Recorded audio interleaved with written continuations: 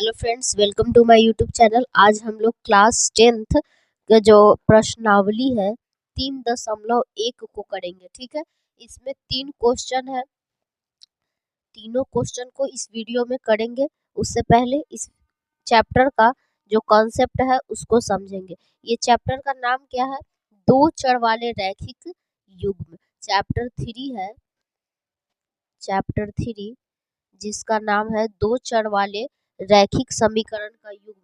ये दो चर वाले रैखिक समीकरण युग्म क्या है? ठीक है, सबसे पहले इसको समझेंगे।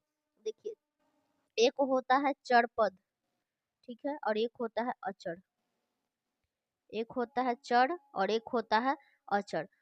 अचर उसे कहते हैं जिसका मान कभी नहीं बदलता है। ठीक है, जैसे गिनती की संख्या 1, 2, 3, 4, ये सब का मान कभी नहीं बदल सकता है। अगर किसी जगह हम 4 लिख दिए तो वहां पे 4 ही रहेगा। ठीक है, और चर उसको कहते हैं जिसका मान बदलते रहता है, जैसे x, y, a, b, यानी a से लेकर a, b, z तक जिसका मान बदले। अब x के जगह कभी भी हम लोग 1 ले सकते हैं, x के जगह 2 भी ले सकते हैं, x के जगह 3 भी ले सकते हैं, यानी x का मान क्या हो रहा है? बदल रहा है। ठीक है, तो उसको कहेंगे चर। ठीक है, अब क्या कर रहा है? दो चर वाले रैखिक समीकरण, दो चर, यानी ये चर पद है, यानी इसमें 2 पद होना चाहिए, x, y, या फिर a, b, कुछ भी हो सकता है। ठीक है, p, q, 2 होना चाहिए। ठीक है, और युग्म का मतलब होता है जोड़ा। ठीक है, जोड़ दीजिए या घटा दीजिए। ठीक है, और समीकरण बराबर, समीकरण का मतलब होता है बराबर, कुछ भी लिख देंगे। अब ये हो गया क्या? दो चर वाले समीकरण। ठीक है, तो आई होप ये चीज आपको समझ में आ गया हो। तो आइए क्वेश्चन को समझते हैं कि पहला क्वेश्चन क्या कह रहा है। ठीक है, पहला क्वेश्चन कह रहा है कि आफताब अपनी पुत्री से कहता है, 7 वर्ष पूर्व मैं तुमसे 7 गुनी आयु का था। ठीक है, अब से 3 वर्ष बाद मैं तुमसे केवल 3 गुनी आयु का रह जाऊंगा। इस स्थिति का बीजगणितीय एवं ग्राफीय रूपों में व्यक्त कीजिए। इसके लिए आपको ग्राफ पेज की भी आवश्यकता होगी, क्योंकि ग्राफ में भी व्यक्त करने के लिए बोला है। ठीक है, तो आइए सबसे पहले हम लोग बीजगणितीय समीकरण तक पहुंचते हैं। तो कह रहा है आफताब अपनी पुत्री से 7 वर्ष पूर्व कहता है, अपनी 7 वर्ष पूर्व मैं तुमसे 7 गुनी आयु का, यानी अभी का उम्र क्या है आफताब का? तो मानेंगे, माना आफताब का वर्तमान उम्र x वर्ष है। उसका वर्तमान उम्र क्या है? x वर्ष। अब उसकी पुत्री बोल रहा है तो उसके पुत्री का उम्र भी मानेंगे, तथा या फिर और लिख सकते हैं, तथा, ये तथा है, तथा उसकी पुत्री की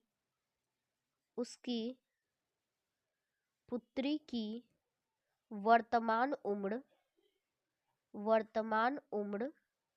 y वर्ष है। ठीक है, ये हम लोग खुद से मान रहे हैं। अब प्रश्नानुसार अब जो कहेगा क्वेश्चन, अब क्वेश्चन के अकॉर्डिंग चलेंगे। क्या कह रहा है? 7 वर्ष पूर्व, यानी पहले का बात किया है। जब कभी भी क्वेश्चन में पहले का बात करें तो हम लोग माइनस करेंगे। ठीक है, क्योंकि अभी मान लीजिए कोई मेरा उम्र मान लीजिए अभी कितना है? 20 वर्ष। ठीक है, तो अगर 2 साल पहले का बात करेंगे तो इसमें से क्या करेंगे? 2 घटाएंगे, तभी तो 2 साल पहले मैं कितने साल की थी? 18। ठीक है, अगर जब भी बाद का बात करेगा, यानी उसके बाद का, तब क्या करेंगे? जोड़ेंगे। जैसे अभी हम 20 साल के हैं तो 2 साल बाद कितने साल के हो, कितने उम्र हो जाएगा मेरा? तो 22। ठीक है, तो ये ध्यान रखिएगा, जब बाद कहेगा तो जोड़ेंगे और पहले कहेगा तो घटाएंगे।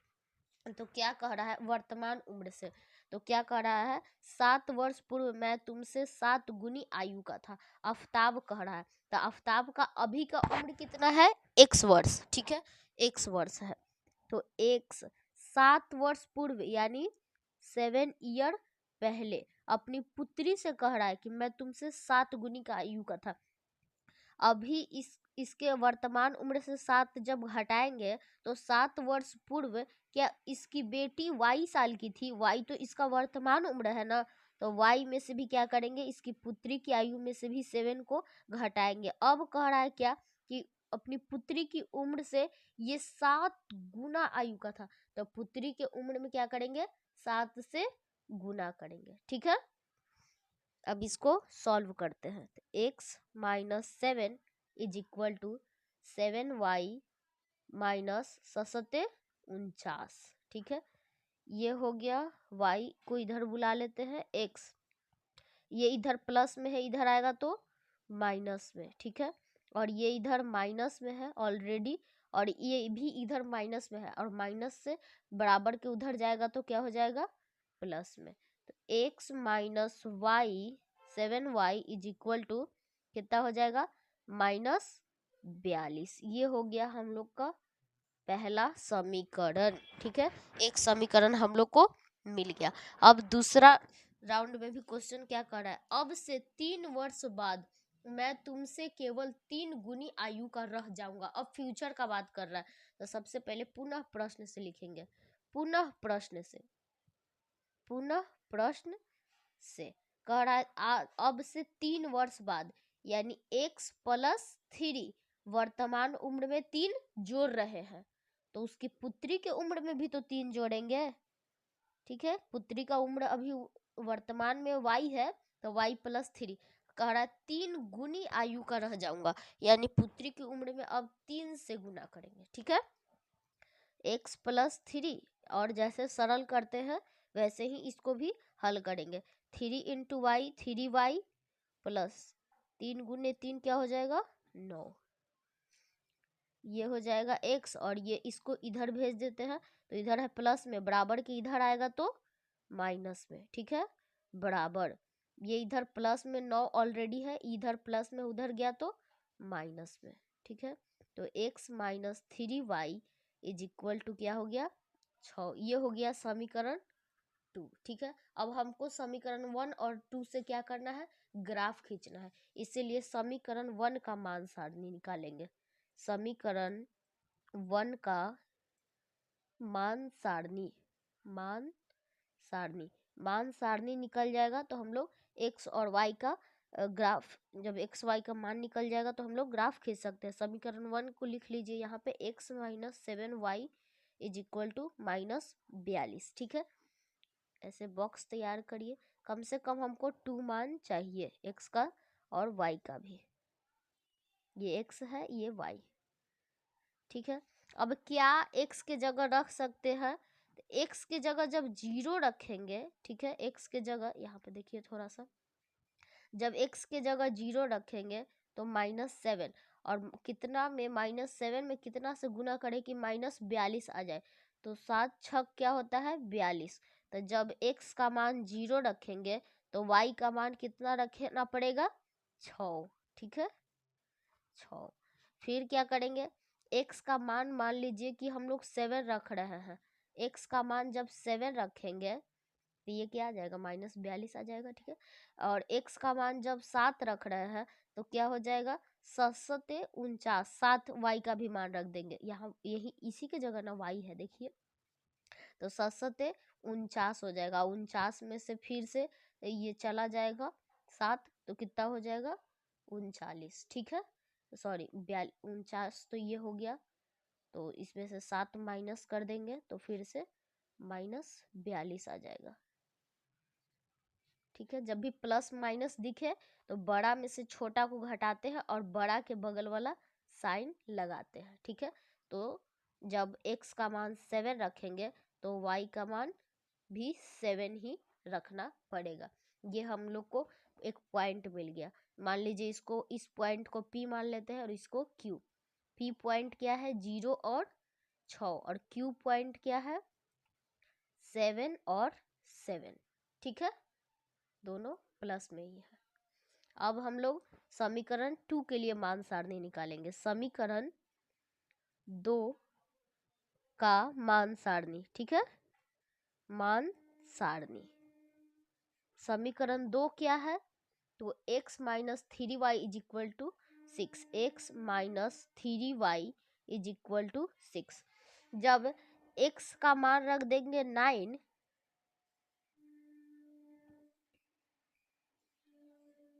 ठीक है, ये x है, y है। जब x का मान रख देंगे 9, तो या फिर x का मान जब 6 रखेंगे तो y का मान 0 रख दीजिए। 6 में से 0 गया, 6 आ गया, ठीक है। और जब x का मान 9 रख दीजिए तो y का मान 1, तो ये हो जाएगा 3, और 9 में से 3 गया तो बच गया 6, ठीक है। आई होप आपको ये चीज़ समझ में नहीं आया है। समझ में अगर आ गया है तो अच्छी बात है, अगर नहीं आया है तो मैंने इस वीडियो के नीचे डिस्क्रिप्शन में एक लिंक दिया है, उस लिंक में ग्राफ खींचना सिखाया गया है कि ग्राफ कैसे सीखे, बहुत बेसिक तरीका से। तो उस वीडियो को देख लीजिए, आपको अच्छे से ये चीज़ समझ में आ जाएगा, ठीक है। अब हम लोग ग्राफ खींचते हैं। हम लोग को पॉइंट मिल गया है, इसको भी कुछ मान लो ए, बी कुछ मान लो। ए पॉइंट क्या है, 6 और 0, 6 और 0, ठीक है। और बी पॉइंट क्या है, 9 और 1, ठीक है। अब हम लोग ग्राफ खींचेंगे। इसके लिए आपको ग्राफ पेज की आवश्यकता पड़ेगी, और उसके बाद हम लोग इसको करेंगे, ठीक है। तो सबसे पहले ग्राफ पेज ले लीजिए और स्केल ले लीजिए। अब हम लोग खींचते हैं ग्राफ।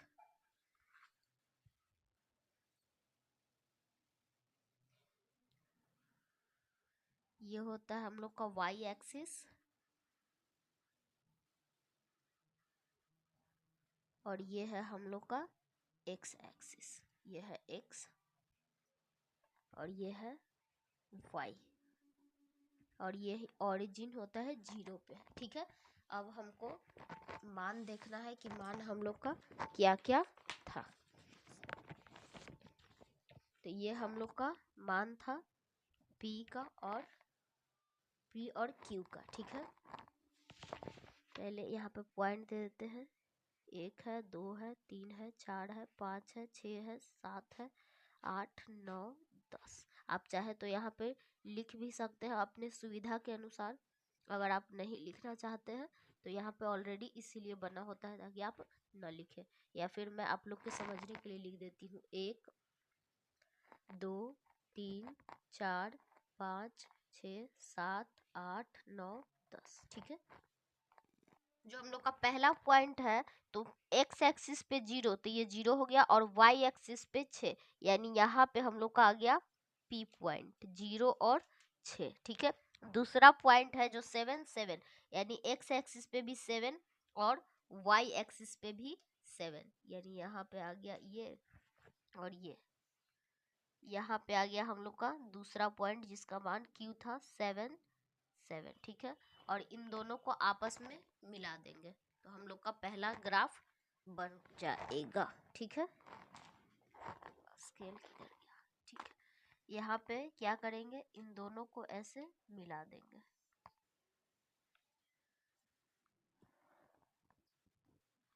और इसका मान क्या है, sorry, x minus 7y is equal to minus 42, इस ग्राफ का नाम है, ठीक है। उसके बाद सेकंड हम लोग ग्राफ खींचेंगे, उसमें पॉइंट क्या था तो देख लेते हैं। पॉइंट पहले 6 है और 0 है, तो x का मान 6 और y का मान 0, ठीक है।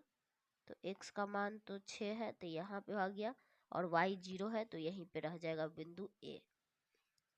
6 और 0, 6 और 0, और फिर क्या है, 9 है और 1 है, तो यहाँ पे आ गया 9 और यहाँ पे आ गया 1, ये x का 1, और ये बिंदु का नाम है B, और इसका है 9 है और 1 है मान, ठीक है।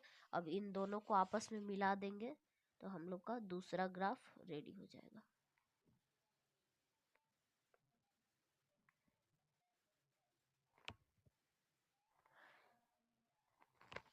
और इसका जो x minus 3y is equal to 6 का ये ग्राफ है, ठीक है।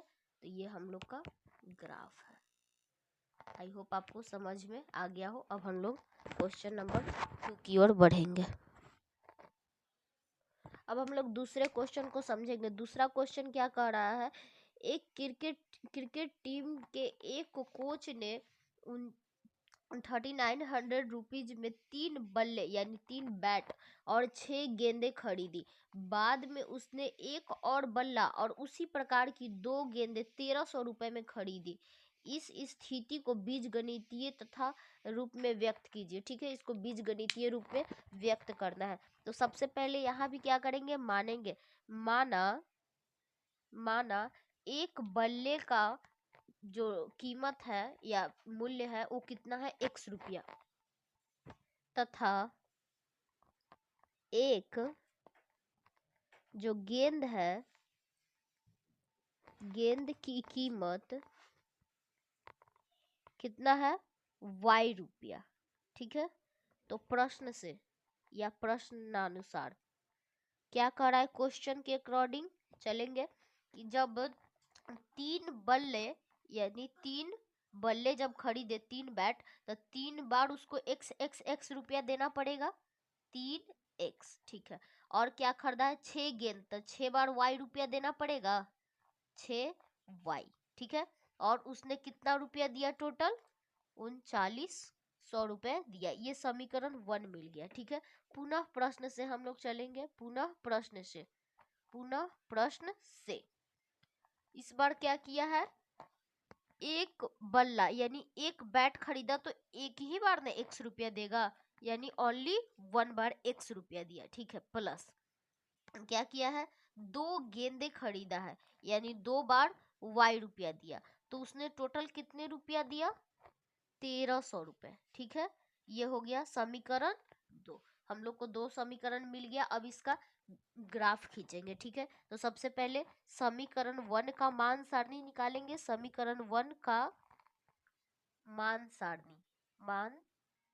सारणी। ठीक है, और इसका मान सारणी निकालने के लिए एक बॉक्स बनाएंगे जिसमें x का मान लिखेंगे और y का मान लिखेंगे। ठीक है, हमको क्या लाना है, 3900।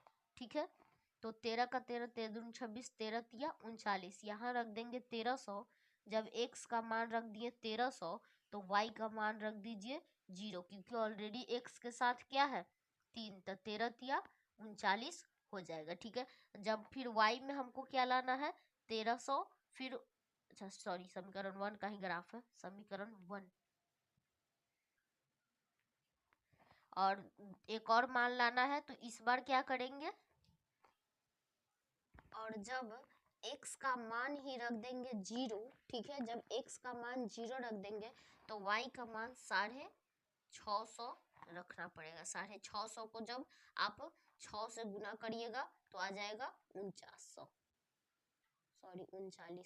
ठीक है, तो ये हो गया सारणी 1। इस यहाँ से ए बिंदु क्या मिला है, तो 1300 और 0, और बी बिंदु क्या मिला है, 0 और 650। ठीक है, अब समीकरण 2 का मान सारणी निकालेंगे। समीकरण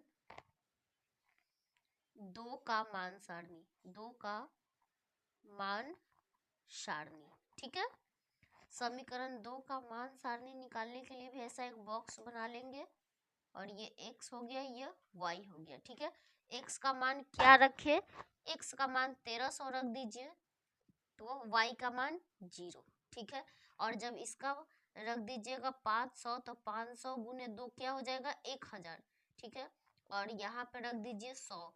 x का मान जब 100 रख दीजिए तो ये तो 100 हो गया, और इसका मान रख दीजिए 600, तो 6 दूनी 6 गुने 2 क्या हो जाएगा, 1200, 1200 100 कितना हो जाएगा, 1300। तो इसका मान रख दीजिए 600। ठीक है, 6 दूनी 12 और 1 13, 1300 लाना था, आ गया। ठीक है, यहाँ से मान लीजिए P बिंदु मिला है तो कितना, 1300 और 0, और Q बिंदु क्या मिला है, 0 और 600। ठीक, आई होप आपको समझ में आ गया हो। अब इन दोनों बिंदु को हम लोग ग्राफ कॉपी पे ड्रॉ करेंगे। ठीक है, ये हम लोग का x एक्सिस है। ठीक है, x एक्सिस, और ये हम लोग का y एक्सिस है। y एक्सिस, ठीक है, और ये 0 है।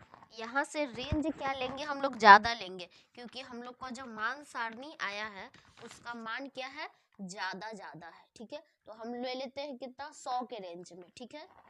तो ले लीजिए, यहाँ हो जाएगा 100, 200, 300, 400, 500,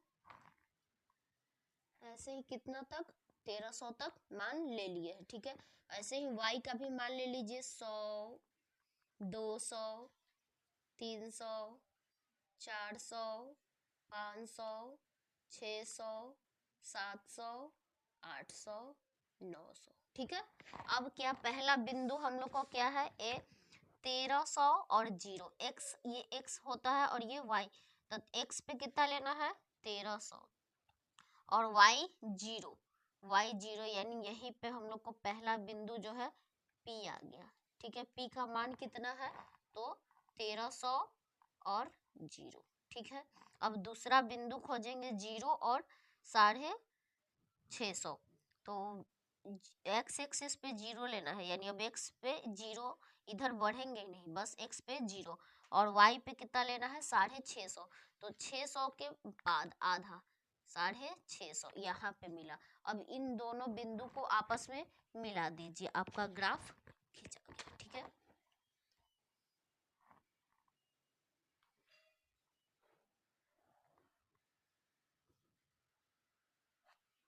ठीक है, ये हम लोग का पहला ग्राफ मिल गया। इसका जो समीकरण क्या था, तो समीकरण था 3x plus 6y is equal to 3900 का ये ग्राफ है, ठीक है। अब हम लोग सेकंड ग्राफ खींचेंगे, सेकंड मान सारणी, ये था A पॉइंट, सॉरी, और ये है B पॉइंट। अब हम लोग P क्यू खींचेंगे। P क्या है, x पे 1300 और y पे 0, x पे 1300 और y पे 0 ऑलरेडी हम लोग खींच चुके हैं, ठीक है। इसका भी मान P भी है, और Q क्या है, 0 है और 600 है, तो y पे 0 और 600, यानी यहाँ पे आ गया। अब इसका ग्राफ खींचेंगे,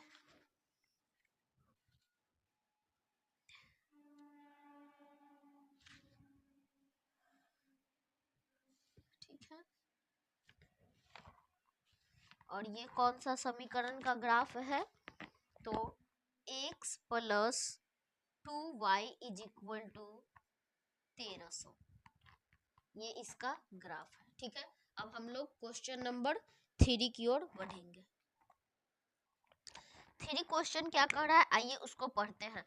2 केजी सेब और 1 केजी अंगूर का मूल्य किसी दिन 160 रुपए था। एक महीने बाद 4 केजी सेब और 2 केजी अंगूर का मूल्य 300 रुपए हो जाता है। इस स्थिति को बीजगणितीय तथा ज्यामितीय रूप में व्यक्त कीजिए, ठीक है। तो सबसे पहले इसको भी क्या करेंगे, मानेंगे। माना 1 केजी सेब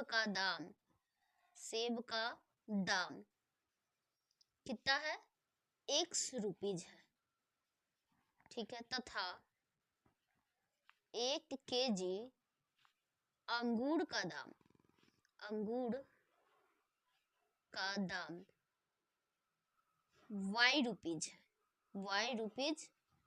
ठीक है। कह रहा है कि 2 केजी, प्रश्न के अनुसार अब हम लोग चल रहे हैं।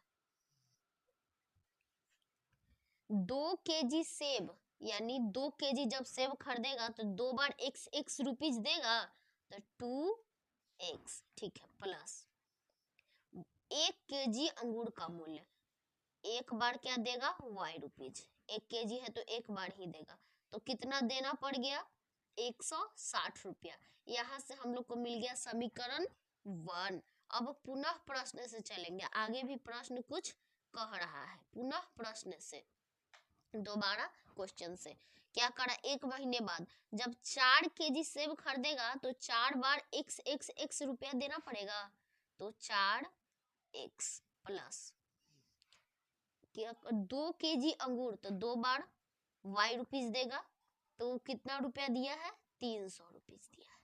ये आ गया समीकरण 2।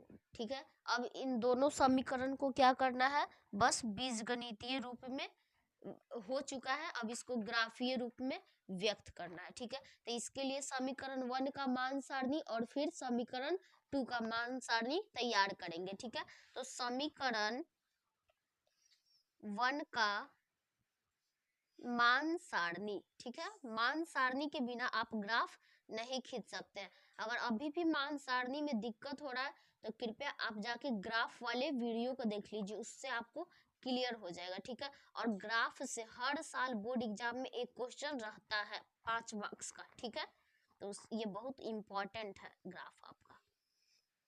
ऐसे मान सारणी तैयार करते हैं। ठीक है, ये x और ये y समीकरण 1 से हम लोग तैयार कर रहे हैं।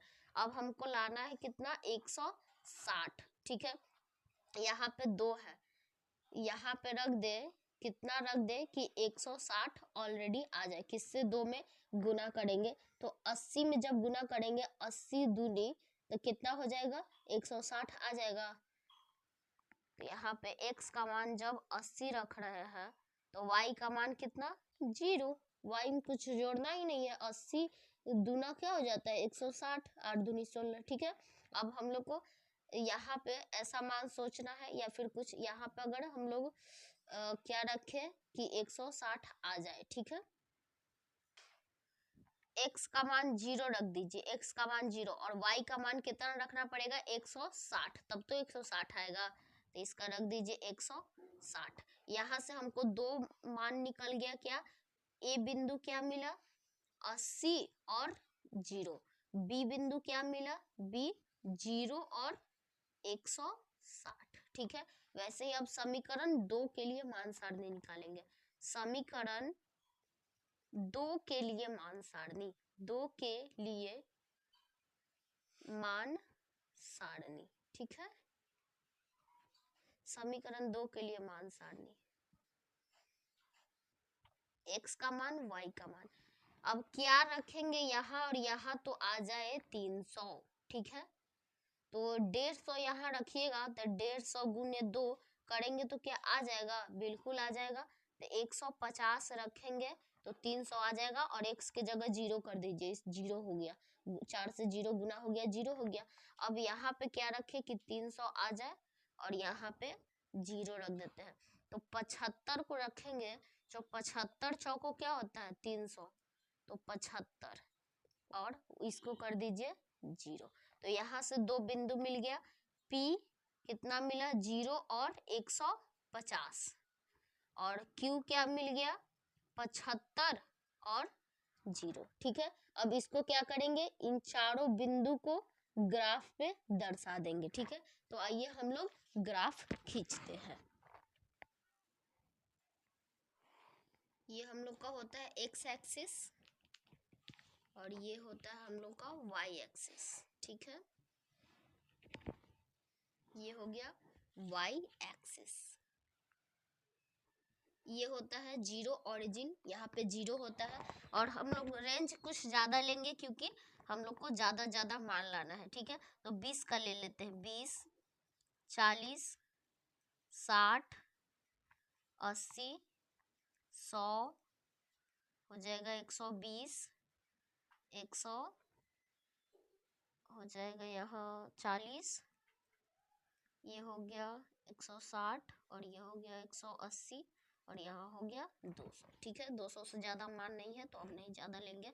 20, 40, 60, 80, 100 हो गया, 120, 140 और 160 और ये हो गया 180। ठीक है, अब हम लोग पॉइंट ए कहाँ पे खिंचाएगा, देखिए पॉइंट ए में x का मान कितना है 80 और y है 0, तो y पे बढ़ना ही नहीं है, y 0 यहीं पे आ गया और x कितना है 80, तो 80 कहाँ है, यहाँ पे हम लोग को पहला यानी ए पॉइंट मिला है, ठीक है, ए पॉइंट मिल गया।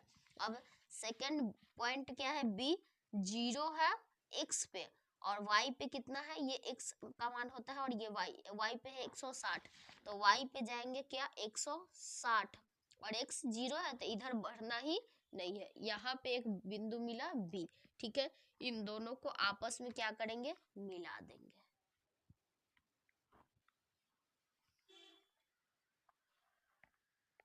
ठीक है, ये बिंदु क्या हो गया, मिल गया। और ये किस समीकरण का ग्राफ था, तो 2x plus y is equal to 160, इसका ये ग्राफ था। अब हम लोग सेकंड ग्राफ खींचेंगे और सेकंड का मान क्या है, 0 और 150, तो x पे तो 0 है तो x पे बढ़ना ही नहीं है आगे, और इस पे 150 कहाँ मिलेगा, तो 140 और 160 के बीचों बीच मिलेगा 150, यहाँ पे Q बिंदु मिला, सॉरी P मिला।